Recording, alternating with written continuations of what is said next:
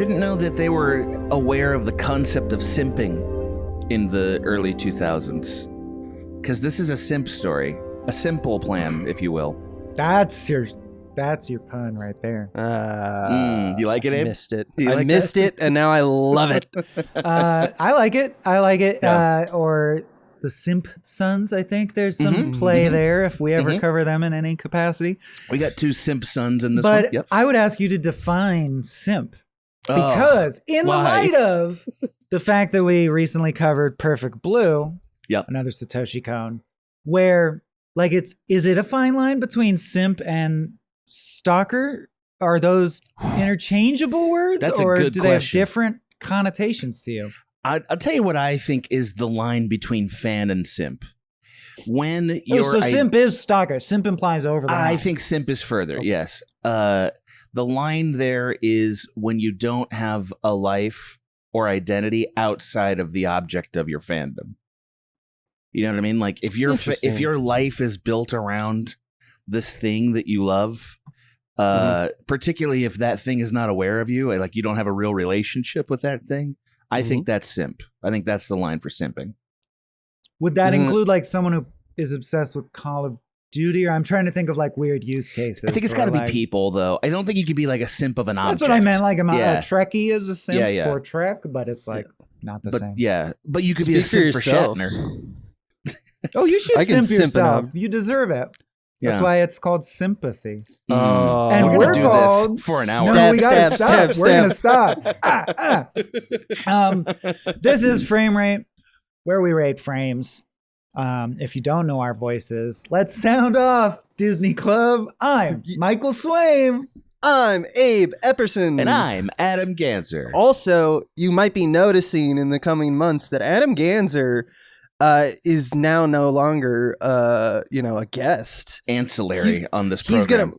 Frame rates are going to be some wild mix of the two of us from here on in. I want you to hear something that really happened to me at my job.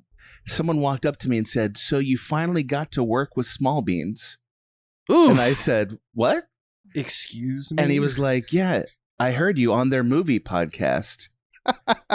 And I was finally implies that they're aware enough that they knew you were friends with us and they were like waiting for when you would get that might not be fair. I don't think finally is right. I think what they said is, "Oh, so you were on it." That's they were congratulating me. It was very nice. Very nice. But it was hilarious. There's drawings of my head as logos of shows. It's not even that. It's that wow, so this person doesn't listen to anything but Frame Rate. Like Frame Rate is their only connecting point. Nice. You know? And I love that. I think that's great. Like that's everyone should be this way. That's why we're a network and not in theory. Hey, good time to plug. And then I swear Jane Q, who thankfully brought us this episode. Well, we will get to it, but good time to plug 2 things. One, Patreon has collections now, which means if you only care about one thing, for example, Star Trek The Next Futurama, like you love Gamefully and you resent the fact that we split that show and you hate Small Beans, but you want to complete that show, you can just pay a flat fee for those episodes to download. Like that's a thing Patreon does now. We did the same thing with one-upsmanship. So if you're one of those people who became a fan through iHeartRadio, then you won't be hearing this, I guess. But if you somehow do, now you'll know it's for sale. And then even bigger news, there's like tons of new shows. No, new episodes. There's a whole new tier. But a new tier, Yeah, new shows, more content, about 30% more content if you are in this new tier in terms of the entire Small Beans, discography per month. 4 more episodes for those people. Yeah, an extra thing a week. Look for the Kings Among Beans tier. It's our top tier, but it's $15 a month. But we're gonna start like juicing it with tons of great stuff. I also wanted to say, I found out how to do a promo thing where we can have a limited number of free comps. Nice. So if you simp us, if you simply love us, but if you're a longtime supporter, like I would know your username and you're just poor, but you'd really love to hear the show, just tell me and I'll believe you and I'll probably give you a comp, but there are a limited number. So try to only use that if you can't afford $15 a month. So definitely contact Swaim. You can hit us up at allthesmallbeans@gmail.com. Do not talk to me because my response will be, how dare you? And do you know who I am? He'll somehow get more of your money. He'll be scared that you do know who he is. Yeah. I will come to your house. That's how I get you to come over. But we already got a healthy chunk of Jane Q's money. Yeah. So we should talk about the movie they selected. Millennium Actress, 2001 by Satoshi Kon. Was Perfect Blue earlier? Perfect Blue was Satoshi Kon's first film. Okay. We are doing it chronologically, although I think Jane Q is dipping out of the Pick the Flick tier, last I heard. They chose these two, and as we're going to get into, probably why they're kind of two sides of the same coin, right? They're certainly related. Right. Rather than doing a full Satoshi Kon watch through, these two are a pair. But there's really only 4. There's Tokyo Godfathers and Paprika. Paprika is the only one we haven't covered on this channel. This one was made in 2001, so it is a little later than Perfect Blue, which was a 90s flick. Yes. And fittingly, it starts with a space odyssey. I don't think we need... What does it mean? Well, I do hope someone will nutshell it at some point, potentially. But we're not going to do a scene by scene. But I want to rather ask than doing the traditional... question. Oh, I was going to ask a controversial question. Go ahead. Okay. I'll ask mine second, but we're both doing the same thing, which is... this is a hard take. And I don't want Jane Q to be offended by this question. Oh, I know. But do you think this movie works fuck are you? only on a metaphorical level, or does it work as a straight narrative in your mind? I think it's too early to answer that. Okay. All right. Well, maybe in my meditation of the subjects, but potentially in the pod. Can I ask mine first? Because I think... Well, I guess we're gonna. I am going to. Yeah, he just railroaded you. Well, the framing of it precedes understanding the answer to your question, so I think it makes more sense that way. Which is when Final Fantasy VII is a good example. When I navigate stuff from Japan, storytelling wise, especially that's epic or plays with reality. So if you know nothing about this, I hope other people will touch on other facets, but the aspect I'll nutshell is when I went, oh, it's the other side of the coin that was Perfect Blue. What I was responding to in that moment was the fact that Perfect Blue blurred the line of whose identity is the identity and is identity real? Who am I looking at? Is that literally that person? And is this really happening? Or is it within a movie and Paprika will famously do, or is it a dream? Or is it a drug trip? Millennium Actress, similarly. Now I'm like, oh, okay. Satoshi Kon is obsessed with nested issues of identity. Check. Like that's a theme he cares about. Yeah. So similarly, my question is, the reason I mentioned FF7 is I was like, when I navigated to the end, I didn't know if I was supposed to be able to know when stuff was a movie, when stuff was real, when stuff was unreliable narrator because I believe she may be having some old age dementia, or just doing that thing where her stories ramble and blur and we're taking it literally. Yeah, she's just old. Yeah. Right. So I guess to put it more concretely, but it goes directly to what Adam's asking. Do you guys feel like you walked away, because it's subtitled as well, so I'm not steeped in the culture. It's someone who's blurring the line between blah, blah, and reality, but I'm not an expert in all the symbols that they have at hand, right? So I guess I'm just saying, like, how confident were you guys about could you do a spreadsheet of when it is a movie and what really happened to her? And then being like, the main thing that happened to her, did that really happen? Or is it intentionally vague? Is that the offer? Was that intentionally the offer? That's my knee jerk, to be honest, is what you just said. Just because or rather, it's about the assessment that this is all blurring. It's not about tracking each moment because we can't really know.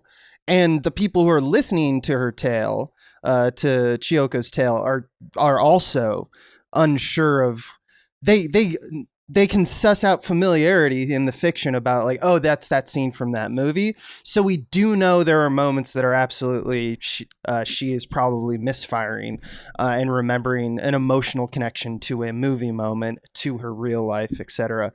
But I don't think Satoshi Kon is ever that interested in having you know, okay, at this frame, we are now in the movie. Sometimes he does that, but like, for the most part, he likes not doing that, I would argue, just based off the craft.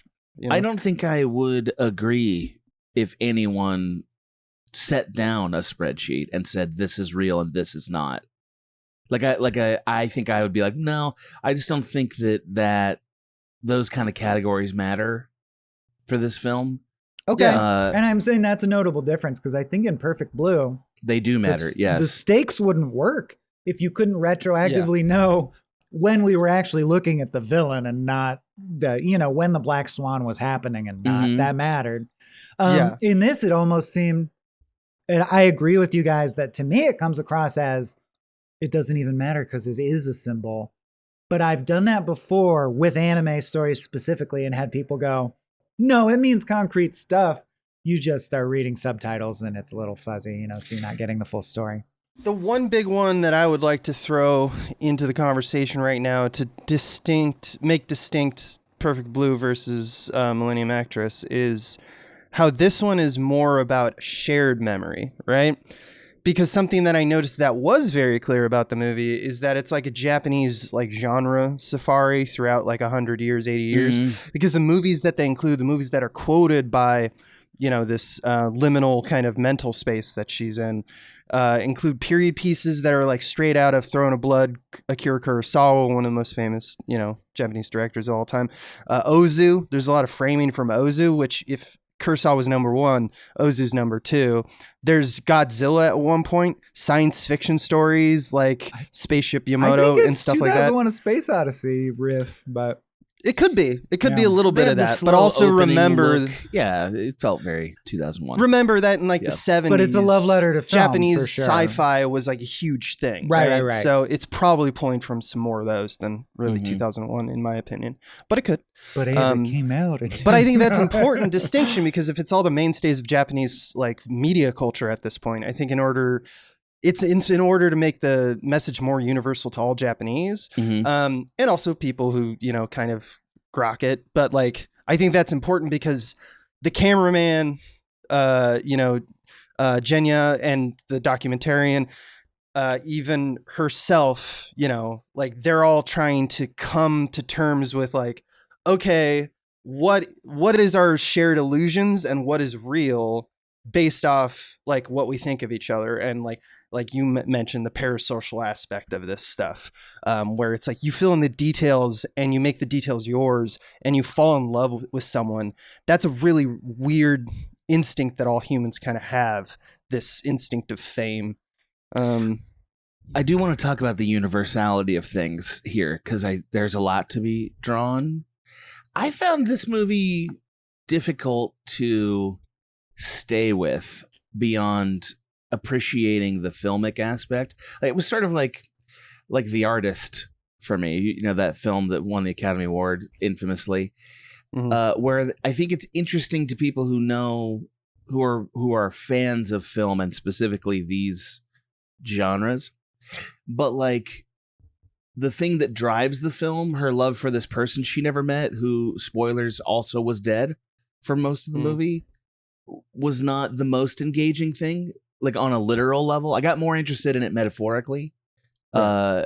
But were you engaged with that? Because I was not. The punchline of the metaphor still, to me, comes across as one of those ones like The Actor, or was that The Artist, sorry, or La La Land, where I'm like, yeah, I love movies too. That's why I'm watching a movie right now, but it's fine.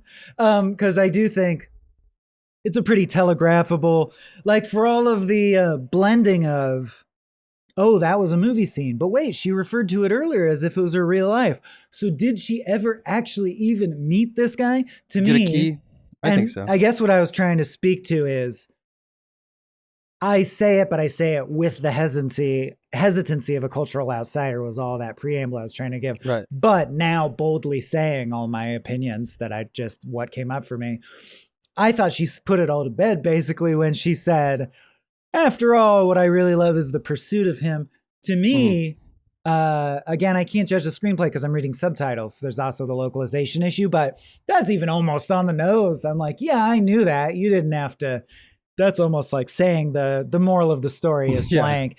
But it is, that is. And to me, that's like, yeah, a safe, well-trod love letter to film. Don't we all love film and how it becomes the backdrop of our lives? Films are great. It's the romance that every filmmaker has about what they do. Right. Like this is how a filmmaker views what they do. And I don't mean that in a pejorative way, but like I try for this film, I imagined what would it be like watching Forrest Gump if I didn't know baby boomer culture, right? And then watch that movie. Do I give a shit about it? You know, like what resonates or do I care about? That's up to you. It is up to you, but I do think part of the answer is in how quickly that movie has become a joke about how dated it is. Right. Not for everybody, though. Not for everybody. I think some people still like it. No, I like it. I also enjoy it, but I know the references and I wonder, well, does the through line of I love Jenny, I must connect to Jenny carry the movie if you don't know all the other shit that he's doing? Sure. Right. And that's the kind of question I had when I was watching this is like, okay, so if I don't care about these cinematic references, I do care about them. They are worth discussing. Am I invested in the mystery man who we don't see? Like we don't see him really or meet him in a distinct way, carrying her whole life as a narrative with very little variance in it, by the way. Not really. Or that's what I'm saying is it's Titanic-y. But I think we're also underplaying that in a way that I enjoy, the technique. Satoshi Kon's not scared of the technique. The structure becomes the star. Like, I think what is keeping me going through the movie is not the traditional thing, which would be a plot that matters with stakes that have been invested with value. But I think Satoshi Kon knows that. It's almost more like watching a stage magician where he's like, no, my units of interest, like if it was horror, it would be scares, right? But my units of interest in this movie are those little moments where they go, cut, and you go, wait, I thought that was real. Or they go, cut, they don't do this, but like, cut your hair, and you go, I thought that was a movie, and then it was real. The point is, he's constantly fucking, to me, that felt like the fabric of the movie, was little bits about like, hey, here are different clever ways you could obfuscate reality. Almost seemed like the appeal of Satoshi Kon, like why he sat down to make this was he thought of a bunch of cool tricks he wanted to do in that arena. Yeah, he even said that basically. I agree with what you've both said about this. I think the character stuff is not as important. It's not the star of the show. Even after in like Perfect Blue, the structural stuff is still very cool, and no one was doing it at the time. You know, now Darren Aronofsky's done it twice. But like, when it comes down to it, I think the star of the show is honestly his commentary on how empathy works, or how a small act of kindness can completely change your trajectory. I think that's one big statement, but I think there's this thing at one point where he says the 7 transformations, right? I want to talk so much about what you just said, but please continue.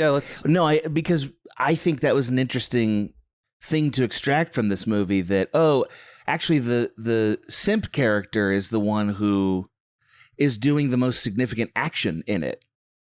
You know what I mean? Also he does notable one that action. I guess he's over and over in general. Coming off Perfect Blue, which is such a toxic image of fan worship and celebrity culture, that I almost forgot celebrity worship could even be depicted positively. It's amazing that this other side of the coin is this guy who's like, I would do anything for, this. I would do anything for fucking...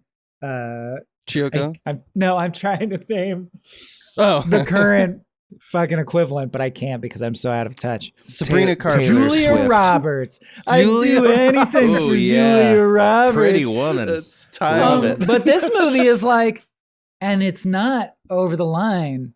He just wants to like help her because she has been such a big part of his life, and then politely not invade her space. And I forgot that kind of simp could even exist. Like a respectful, thoughtful I simp. was waiting for this guy to turn into a huge problem. I really was. Yeah, he's one shade down from Milady. Yeah. Do you think that she thinks what he did mattered? Is that what you took from this movie? The key? Getting the key? Or getting the what? key, yes. But, no. But saving her life, do you think that she cared about that? She's grateful for that, for sure. But it wasn't transformative for her. Not really. Yeah, I felt that way too. It was too. for him, and that's the point. That's what I love about Satoshi Kon. And this observation lifts it up in my mind. Even though I think I prefer Perfect Blue. I even prefer Paprika just because that's my bag. My favorite Satoshi Kon is Tokyo Godfathers. I think it's a fucking masterpiece. Beautiful. But the thing that I really grabbed from this one is like, he's talking about human growth. He's talking about like, okay, you have death and you have rebirth 7 times, let's say, throughout your life, right? Where your values and everything you've accumulated and everything you think becomes like kind of unacceptable in a new reality. And you have to adjust to that new phase. And I love that because that means that the dude kind of gets that stories are more or less, me and Swain talk about this all the time. So all stories are sine waves. It's ups and downs and bell curves. And like the frequency and the phase of the wave are just what makes things like a comedy or a tragedy. And all stories really strive to be like, or any story that strives to be more realistic and more human in their approach. You know, we talk about Paul Thomas Anderson and like meandering movies, and it's just a cross section drawn up by a start and an end. And she is reflecting on that. That's why the journey is what matters. She realized, oh, I became a housewife. Oh, I became like kind of a prick. Oh, I like turned a leaf here. When we look back, I'm gonna guess she made 7 notable movies. I didn't confirm that. I think but that would make symbolic I think sense, so. right? Yeah, I think, and I didn't really glean exactly what those transformations but are. But also, it reminds me of, I even forget what movie it's from, but it's a famous resonant line. Is like, plans are what you make, and life is what happens to you along all the that way. stuff. Yeah, you look back and realize, oh, the journey mattered more than whether that dude was real or not. Yeah. But I just love, because I've never really truly heard this observation from any other form of media, that the idea that you are, all that, but like you kind of kill yourself to persist, you know, like, and when you are probably dying and looking back at who you were, you realize that you weren't one person the whole time. And that now becomes a shared reality, even within your own head. Compound that with the fact that everyone has expectations and observations about you that you probably internalize as a famous person. And you can make this smaller and just like your friends. It doesn't have to be fame and parasocial activity. It can also be just, who do you think you are? And I love that. I think that's pretty fresh. Like, I haven't heard that specific delineation of like, you are not one person, you are many by the time your life is done. Well, and of course it's open and ended with she creates a rocket ship on the moon in a movie / reality. It's become a liminal space that is the shape of a lotus blossom, which they even call out in the movie explicitly, but it's also just true, represents purity, simple purity in Japanese culture. And yeah, so it's like, like the simple purity of the chase. She's flying into space. Yeah. So it's like truly a love letter to the thing itself, which I think is so, it's just like going after stuff, or the act of wanting itself. The other thing that Abe really touched on that sort of overlapped with something it awoken in me that I thought was really interesting is not just within yourself, because I'm a big proponent of parts work, which is a therapy modality that sees you as a chorus of different voices inside yourself. I totally am down with that. I feel like I have a bunch of different people inside me, and a lot of other humans I've met There's 7 wolves it does inside feel of you. like that for sure. Or, different people in different situations surface inside you. But I also really do think there's a big and fundamental cultural difference between cultures that are fundamentally or tip more individualism is what it's all about. Your achievement is the metric. Like what your body achieves in this lifetime is the metric of how you will stand in history, versus how much you are willing to sacrifice to the groups so that our collective ant colony wins over all the other ant colonies is how well you will be viewed by the group. Like collectivism versus individualism subtly but completely alters the message and themes and the sort of like gentleness with which this is handled. Like it almost does honor to the fact that as an actress, she's giving up internal consistency of her own life, but it provides a cathexis anchor around which a bunch of other people built their internal consistency. So it's like you being a nurse, and on your deathbed, you can reflect on all the people you helped, you know? And that's an interesting lens through which I feel like if this was an American movie, they both cover both, but an American lens would be more focused on, but you really made it and you were right there at the top for a while. Wasn't that beautiful? And it's like both are true, but it's interesting to see different backgrounds focus on different edges, which is why I wanted to ask, did anyone get what the witch represents? Because I was confused about, so there's a witch that appears frequently. Sort of a tells fate. her she'll burn in the love of eternal flames of eternal love, which she does. She spends her whole life looking for an unrequited love, but she decides that was okay. But my question is, did the witch at all represent like the squandered individual happiness she could have had with the simp guy, or the lost, like, humble life that she gave up? Or am I reading American style individualism onto it? What'd you guys get from the witch at all? Well, there's a key moment with the witch at the end where her face shifts to clearly be connected.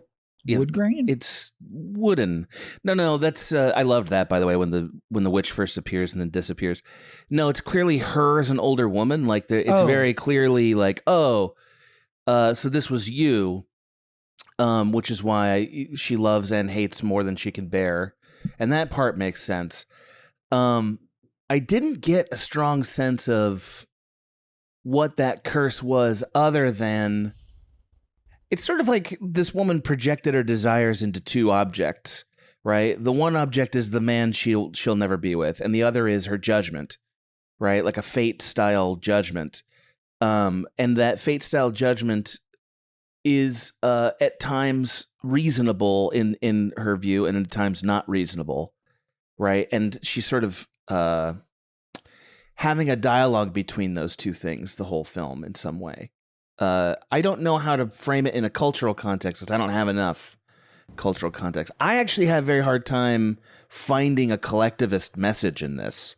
I know you're saying you did. I don't see a lot of that here. I just mean in the sacrificial sense that it was never, ever her dream to be a famous movie star or even work in film. It just worked out that way, and everyone in her community benefited. She doesn't seem to be extremely passionate about it. She does seem to want it when it's introduced at first, right? She wants it, but she wants to get out in the corner.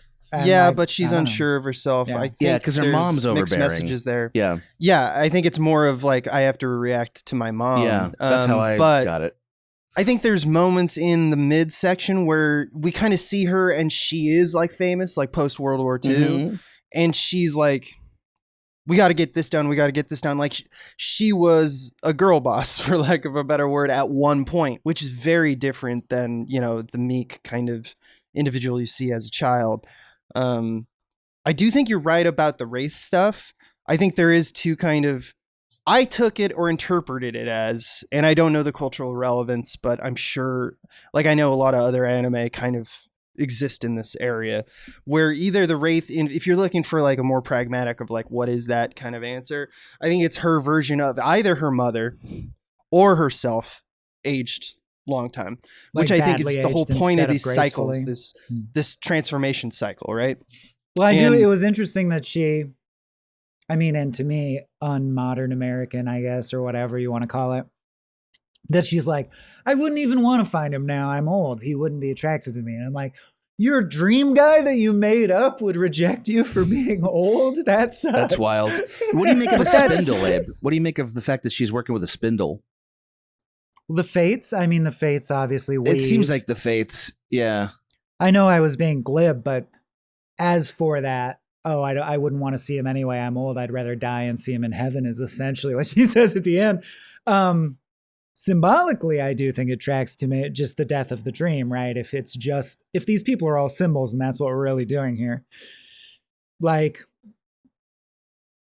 never making it in Hollywood, a dream we've all subscribed to, like at different times you think you might, or you have doubt you ever will, or if you live your whole life and never do, you have to look back at your life and still be like, other stuff was worthwhile. That wasn't, so I don't know if it's like a healthy death of the dream in that moment. That's what I think it.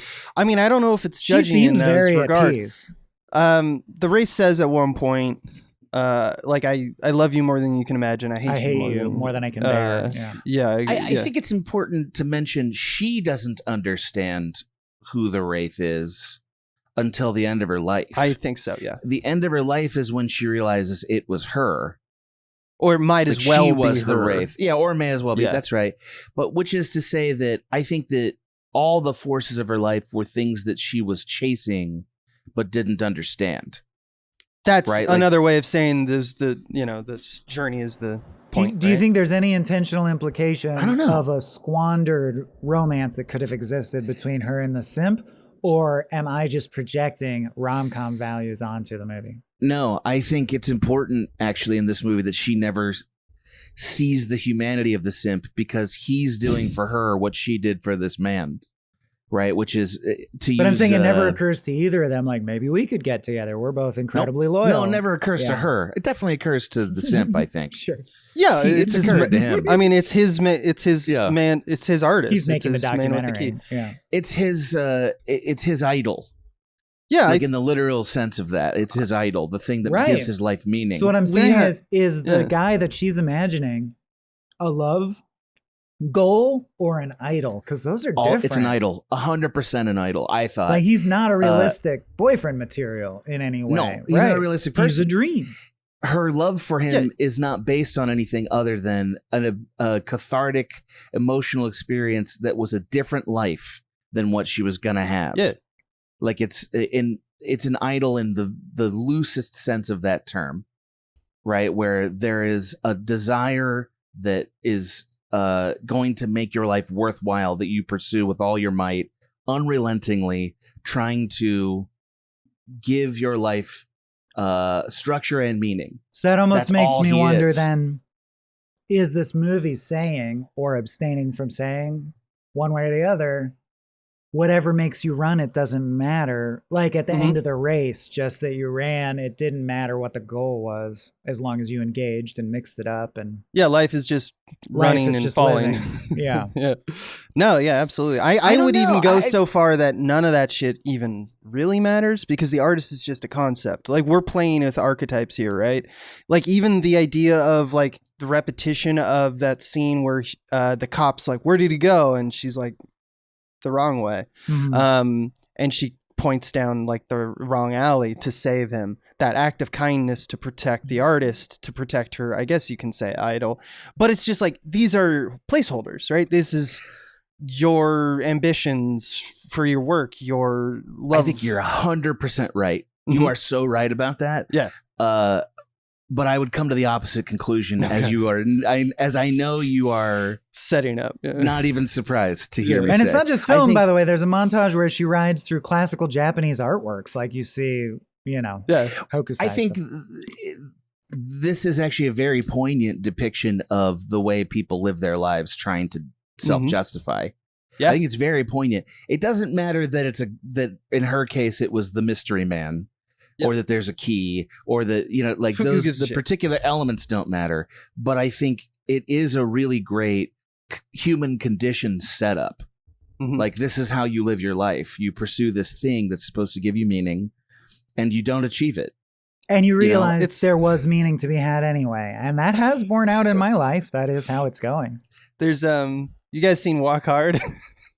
I love it. No, go ahead, man. My argument is that this is the same film as Walk Hard. Because at the end, if you remember, John C. Reilly has a song where he's like, "It was a beautiful ride, baby." Like after all this nonsense. Well, that's what you get. That's what I'm saying, with simple lessons that are true. Yeah. You get a wide breadth of stories touching on it, right? So, yeah. Right, of course. I think that's an interesting... I feel like this movie could be told through a Hallmark card, but that doesn't mean it's not worth telling, because Satoshi Kon is like, right, but I'm going to tell it in my way with a very unique craft. Badass. No, Hallmark card. Yeah. If it wasn't a Hallmark card, you couldn't stand it. Because you'd be like, what are you trying to say? About it. Yeah. No, it's not even that. It's that, like, if she chased after this man, never got him, and everything that she built her life around was meaningless, that would be too much darkness for us to accept. Therefore, the journey must be meaningful. You see, that's where I think you and I might not. I know, Abe. I know it. Yeah. Because that essentially is existentialism. Well, it's a part of it for sure. I know part that. of it. So I'm saying, like, I mean, this is me and Adam talk about this all the time. It's my favorite. I knew it was going to come up. Because it's an illusory question. Into this. I was like, oh, here we go. Meaning is something we create through our actions. Exactly. That's a belief. Posthumously, if we're going with this phase thing where you kill yourself, it's a posthumous like grief or regret or acceptance of you ascribe it after the fact. It doesn't actually even have to have meaning. You just have to, this is just the human animal. We do this. You're both describing your choice on how to interpret those facts. So are you? I know.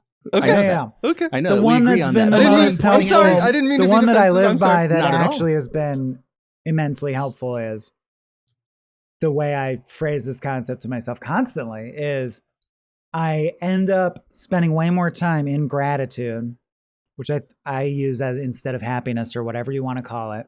I like gratitude because I just like, you can't not be feeling good when you're like grateful for your life, for the miracle of the universe. When I stopped thinking about what do I think will make me feel that way or love God or not be depressed or drink more coffee, take this drug, don't take drugs, do all these things. And I started just practicing the skill of being grateful. This is my favorite version of Swain, by the way. And then the question is, but is it real then? Or are you just being delusionally grateful? And my answer is, it doesn't matter. I enjoy Doesn't matter. And I'm nicer to the people around me. I think it literally doesn't matter. It doesn't matter because of the pragmatic outcome in your life, you mean? I'm just saying it's hard. It's a hard fought. I think I also got it from Vonnegut. I don't know. A lot of philosophers I trust in their old age landed on it. So yes, it's a faith that I've come to through choice. I agree with your point, but I'm saying, the philosophers I subscribe to, like Vonnegut says sentences that basically say what I just said. Stop worrying about how to get there and focus on being happy with whatever box of shit you're presented with. You'll actually, don't worry about, but should I be happy with a box of shit? I don't know. You'll be dead soon. Who cares? Yeah. That works for me, but it's just a choice. That just works for me. In Swaim's words, it is what it is. If you know, you know. If you know, you know. Well, I realize I would be outvoted if I press too hard on this. So no. You're the most interesting thing in the room right now. Right? Yeah. Well, I just think all I want to say about the movie, because I'm going to stick with the movie, I think it sets up the dilemma that we're all sort of describing really effectively. And I think actually making a movie about movies is one of the best ways to do that because of how, and I say this as a filmmaker, sort of superfluous a movie veneer can be to telling your story.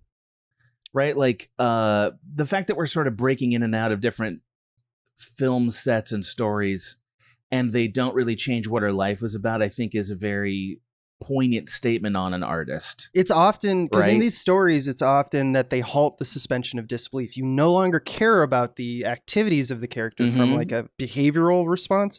It's more like, it's like, who's next? Who's gonna, it's not Game of Thrones, right? It's now, let's talk about talking about. My objection to the conclusion we just sort of did a little do-si-do around is that, sure, she says the journey was what I really loved. We don't see that. She didn't seem to enjoy any of that. So Adam, can I just ask, it. do you stand in more of a truth that is things matter and things are real and other things are not? To. Cool. I think they have to. That's fascinating to me. Yeah. I'll tell you why. I mean, in order to accept things the idea matter? that That's question, so naive, what dude. the fuck? What the fuck is wrong? Fucking That's kind of a loaded existentialist fool. No, yeah, sorry. You ever heard of the Enlightenment? Because it's going away.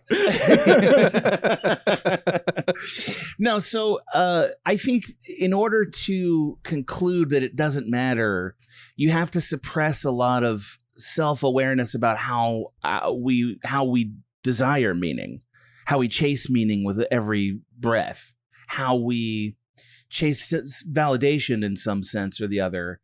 We'll see a meaningless death and say, let not that death be in vain, as if you could retroactively make it not stupid that person died or whatever. And I just find it very difficult to justify that from a naturalistic explanation.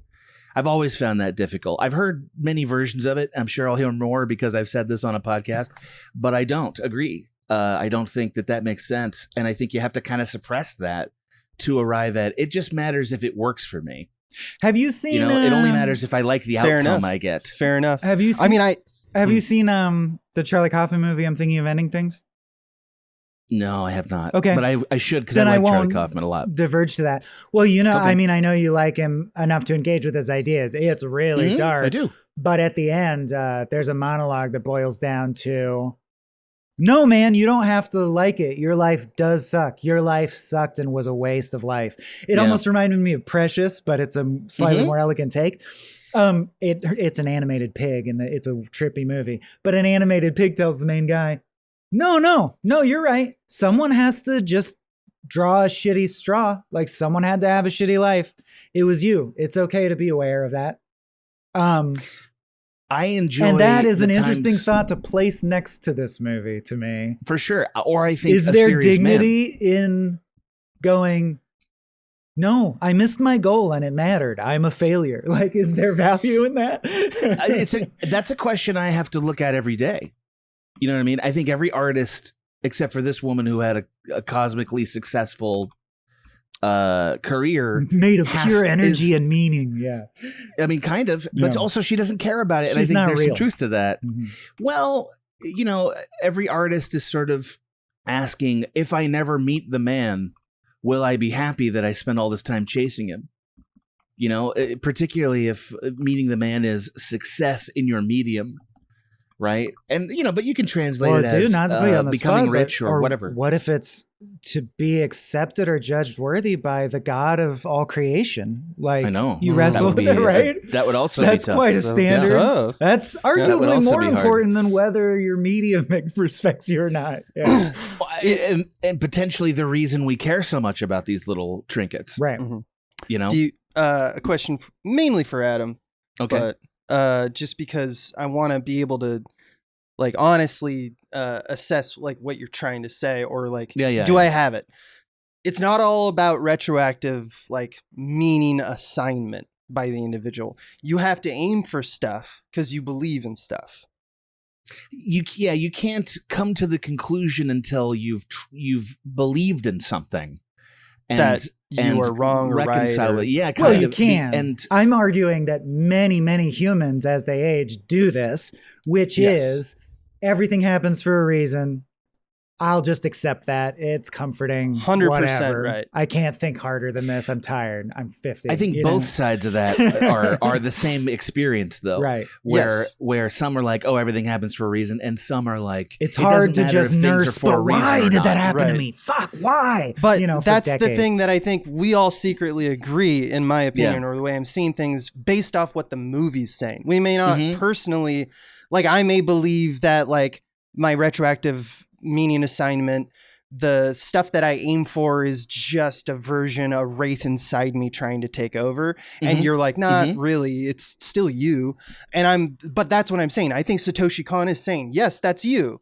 He is saying there are 7 wolves inside of you. And at one point you're going to become one after another because things are flux, and understanding that there is no judgment there about that is kind of a key to empathy. It's kind of why you pick someone up when they fall, right? Or you tell a cop, you say, fuck a cop. You know, like these are all assessments that we make because we're aiming for stuff, because we have virtues and values, but those values crumble very easily, is I think all Satoshi Kon is trying to say. And that's not a bad thing. It's not trying to assess, like, we're not here to evaluate the structure and stability of, you know, our transformative, you know, barriers within ourselves. It's okay to change. And I think that's... He's not interested in evaluating those barriers. I'm with you there. Which is why I think the lotus is important, because I actually think that the purity that we're talking about, there is a purity of like, all I need in my life is to go after this one guy. I got him. I just need that drive. Yeah. I think Satoshi Kon's saying a little bit more nuance there. I think he's saying purity is not all it's not everything. It doesn't really, like, lotus is like, whatever. It's a pretty flower. Like, I think that's more of his position, because he's like, the purity of something, like, there's only one purity, and that's the purity of you, and it's messy as hell. And I think he likes that. But that's my assessment of his film. That's not necessarily what I believe. Oh, he's saying you're pure by virtue of the fact that you are one discrete unit, but internally you are messy. The opposite of purity. Yeah, you are 7 wolves. So, or he sort of sees a purity in the coalescence of those facts. Yeah, maybe that's it too. I don't see him desecrating the lotus too much. And then I know maybe I'm doing this too much or forcing it there, but I'm like, to me that also interestingly maps to collectivism as a social construct. If you can say... the purity is in the cohesion of the disparate elements, not within the individual. I'm like, well, yeah, collectivists would say that. Say that part again. Sorry. It's a deep thought. It needs time to sink in. Because I think I know what you mean. That a storyteller steeped in a collectivist tradition it's more that we're intensely, extremely individualistic, actually, if you compare us to global cultures. But, Americans are coming from a place where we admire cowboys and tycoons, and that is a measuring stick that's from birth built into us, that like individual humans go out to, quote, make their way in the world and make a name for themselves and go down in history for whatever thing they accomplished. Most other cultures tip somewhere on the spectrum more collectivist than that and honor things like people who quietly sacrifice in order. Like a good example is the Chernobyl miniseries. I thought did such a great job of enshrining just the quiet sacrifices of the guys who are like, I know it's going to give me cancer, but it's my job. I'll go swim in the tainted water and someone has to do it. Someone has to do it. Like, I hope this helps. I just hope this saves other Russians, because we're all Russians and that's what matters. And like Americans have so little of that. You know what I mean? Yeah, I mean, I think the average American probably does have that, but it isn't taught in the same way that I feel like it's not culturally I guess what I'm saying is maybe it's because I'm growing up in a fascist slide, or a fascist slide's happening in my lifetime, but I'm sort of soured on dog eat dog, go out as the death of a salesman, like make your way in the jungle by crushing everyone. Get your bag. I used to be big on that. I still thought capitalism had run amok and needed guardrails and all my political bullshit, but I thought competition and incentivization was good.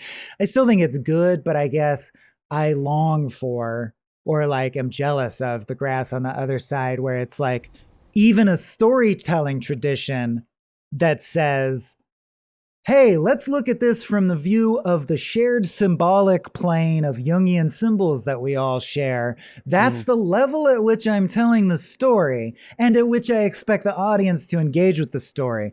Whereas I feel like in America, America's expansive. So there's people that challenge everything and great artists. So generalizing all throughout.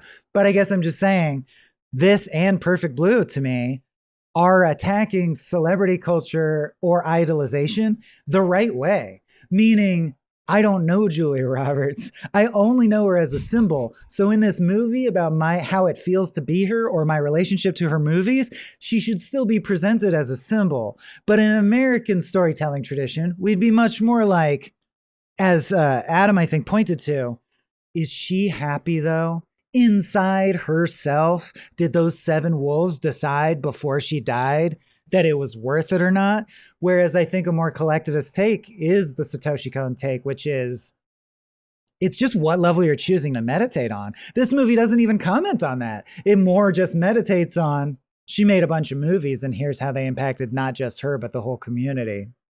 I find that interesting. No, I think it's you're right certainly a reading. Yeah. But she also abandons her collectivist tradition by being an actor. Well, I did write the note when she goes like, I had to settle for love. And I'm like, oh yeah, settle for being a world famous celebrity. Boo. Like there's an occupation of like, you play a role. The mom's reasons why she shouldn't be an actor are about a kind of collectivist view of female identity. True. Populist, right? Yeah. She should serve in the normal way, which is strengthening the bonds of the society, right? And be a house mom. And so we have a person who chooses not to do that by chasing a kind of forbidden. Well, she's chasing a symbol and taking part in the industry of producing other symbols for other people to chase. It's. For me, that's a bit of a strained reading to see her actions as collectivist. I see that you could do it, and it's possible, but like she's chasing a forbidden artifact by way of a guy who is a thief, right? Like she's rejecting her social constraints, chasing that, defining her entire life by it, doing a profession that at least a traditional, patriarchal view of society would say is that's bad for women and individualistic, right? So like. All I'm saying there is that collectivism is a thing we might read into it. I don't know that it's an easy read of what her choices mean. I have a hard time with that. I guess I'm connecting collectivism to the idea that we care about all these characters as symbols and not real characters, which to me in and of itself is collectivist over. That's true. In the way that like, I guess my final thought on the thing that felt deep enough that I didn't want to end the episode without saying was, this really reminded me, because I've looked through a bunch and they're all not good.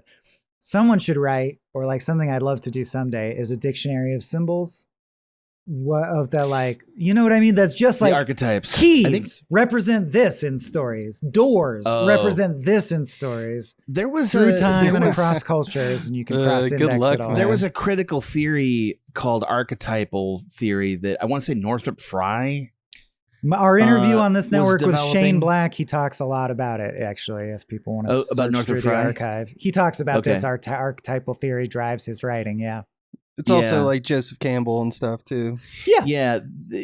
I don't think Northrop Frye was an expert in Eastern archetypes, but he did a whole exposition of Western archetypes that we read for a class. But I don't think it's a stretch to say that she intentionally or unintentionally, the film is saying, even if she didn't mean to, she spawned as a byproduct of her chase.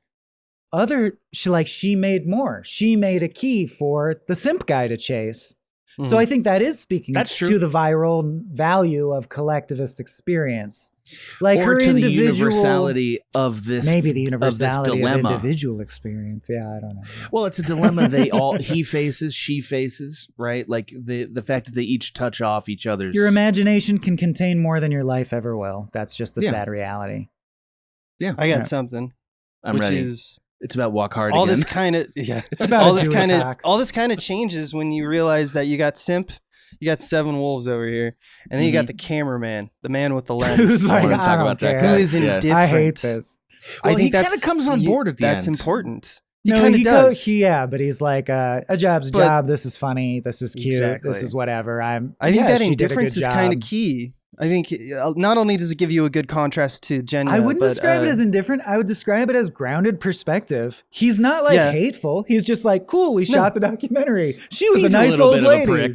But he's just a little bit in of a prick, sarcastic way. He's not like, this is shit, this is all shit. Or he's also unsure of if this is reality since he's he scared of the arrows. Going, aren't we in a movie right now? What's going on? Like, what is going on? He's the audience surrogate. Which, yeah, obviously. That's the long way around just trying to say that I think that it's key that there's an indifference there, because the lens is always, like, if there's anything that Satoshi is saying, like pointing at and saying, like, this is why perspective matters, I'm going to throw in a character who's fairly not involved with this whole like key situation and just throw him in there. And his job is to document it.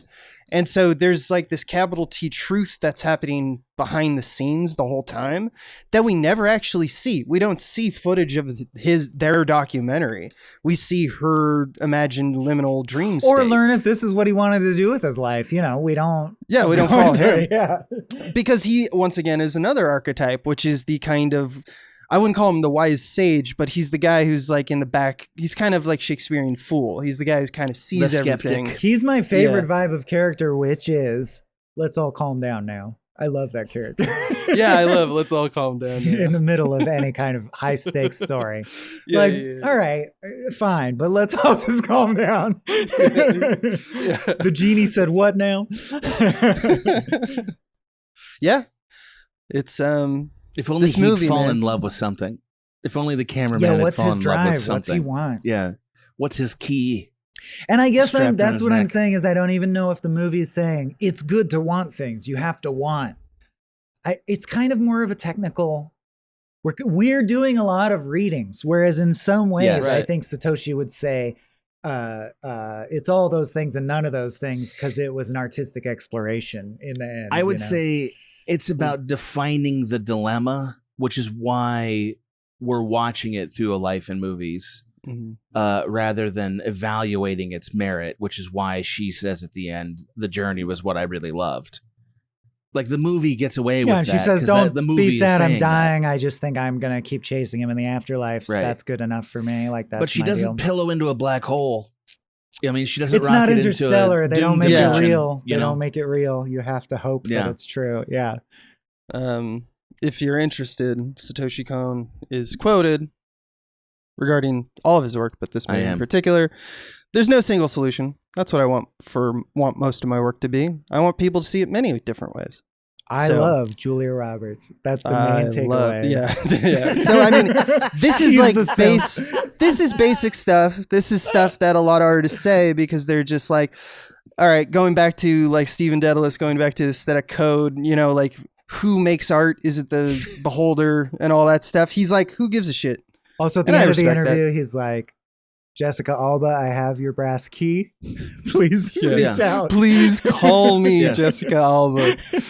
God, my references are becoming so dated. They're so 90s. I'm thrilled by it. We just covered Ernest Sleeping with the Enemy. We just covered Ernest Scared Stupid, and I forgot to mention it, but in that movie, the little kid does a John Wayne impression, and I'm becoming that. Where like it's too right? Like I'll write a kid to do something I wouldn't know that's from the 20s.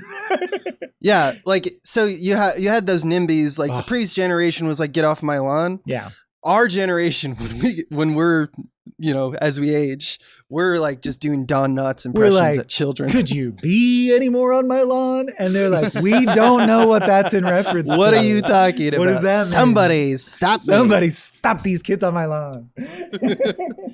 No, it's I have nothing. I mean, I could talk about this for days. I could go another hour, or be done. Yeah, because we haven't even talked about craft. But I actually think that we talked about that in the Perfect Blue episode. The only thing that I want to say is so there's this painting, this famous painting that a boy who's stepping outside of the illustrated frame of the painting. He's crossing the threshold into reality. Yeah. And it comes from an artistic term for like a highly realistic optical illusion of three-dimensional space and objects on a 2D surface. That's what he wanted to make the film. Yeah, trompe-l'oeil or some shit. I don't know. Yeah. But yeah, I think that the Ring Girl, Samsara or whatever. He did it where you eventually give up. He does it enough times where you have to consciously go, oh, the artist has decided the rules will foil and thwart me if I try to understand what is film and what is not. I'm going to stop trying. Yes. Yeah. I release you, film. I release you. Be what you desire. Yeah. And man, that shot with all the ribbons on the boat, what a try hard. Oh, yeah. That was the shot I wanted to bring. Just crazy animation. Took 250 people 2 years to animate this. And to just draw little lines. Wow. Yeah, little ribbon lines. Yeah. They do it right, though. It's what beautiful. Was the other thing? Oh, I wanted to pit. There's a movie made in like the 70s, I think, by a filmmaker, documentarian Katsuyara called Private Eros Love Song 1979. It's if you like this movie, try to track it down. It's in the Criterion Collection. Kind of hard to get, but you can probably get it on like eBay or whatever, like a DVD. And the whole story is about a cameraman who's infatuated with a woman and becomes like, you're my documentary, like top subject. And also we're having a relationship and he's doing narration and there's like nonlinear editing. And the whole story is that he just follows her around like a stalker and he documents how wild she is. And over the course of the movie, her main ambition is to find like the hunkiest himbo in the world, fuck him and have his child and raise his child away from everyone in the woods, raise a purely wild child because she felt that was her key, that was her artist. And it's like, if you watch this movie and watch that, and I know that Satoshi Kon's watched Private Eros Love Song, it's obviously it's an influence that I didn't see on the internet. People pointed out. So if you're interested in this stuff, definitely check that film out. I'm intrigued. I'm intrigued. Private Eros Love Song 1979. Not to be confused with James A. Caster's seminal special, Code Lasagna, Hate Myself 1999. Or Death from Above 1979. All good. All good. Thank you to Jane Q for bringing us this flick. Thank you. I believe Jane has freed up the Pick the Flick slot. It might already be taken by the time you're listening to this, but if you're interested in helping dictate what we cover on Frame Rate, a portion of our slate is decided by whoever squats on that slot each month. So go over to patreon.com/smallbeans, check out the Kings Among Beans tier if you haven't, and check out the Pick the Flick tier if you've got, I think, 200 beans to burn, or is it 175, 150? What is it? Something like that, yeah. Watch this space. Also, shout out to Jane Q for watching Sanibel. That was very sweet of you and having kind words. Wasn't that nice? That was nice. Nice of them. Yeah. We love our beans here. Yep. Now get back to work.